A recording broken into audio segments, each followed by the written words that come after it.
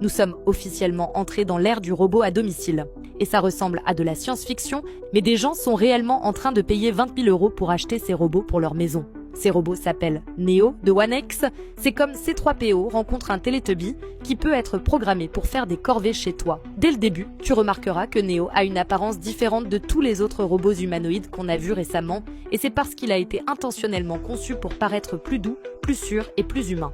Et ça a du sens. Si les robots domestiques deviennent une réalité, ils finiront probablement par ressembler davantage à ça qu'à un énorme droïde métallique. Tu sais, histoire de ne pas faire peur aux enfants de 2 ans à la maison, j'avoue, la vidéo de démonstration de Neo était assez dingue. Il te permet de planifier une liste de tâches, de quitter la maison et de revenir avec toutes les tâches complètement faites. Et comme un babyphone, tu peux accéder au flux vidéo en direct de Neo via la caméra dans ses yeux pour être sûr que ta maison est, espérons-le, toujours debout quand tu reviens. Maintenant, honnêtement, je ne sais pas si c'est le meilleur hack de productivité jamais créé ou le prologue d'un épisode de Black Mirror qui va terriblement mal tourner. Mais quoi qu'il arrive, la partie la plus intéressante de toute cette histoire n'a rien à voir avec le design ou les capacités de Neo. La partie vraiment fascinante, c'est ce truc appelé mode expert. Alors que Neo peut faire des tâches courantes tout seul, si tu veux qu'il fasse quelque chose de plus unique ou spécialisé, il faudra qu'un humain téléopère le robot. Ça signifie qu'il va littéralement y avoir un entrepôt de travailleurs humains contrôlant les robots dans les maisons comme dans un jeu vidéo. Assez fou.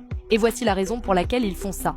Pour développer les robots à grande échelle dans n'importe quelle application, ces entreprises ont besoin de millions et millions de scénarios réels d'entraînement. Et la seule manière de les obtenir, c'est de mettre de vrais robots dans de vraies maisons et de voir ce qu'il se passe.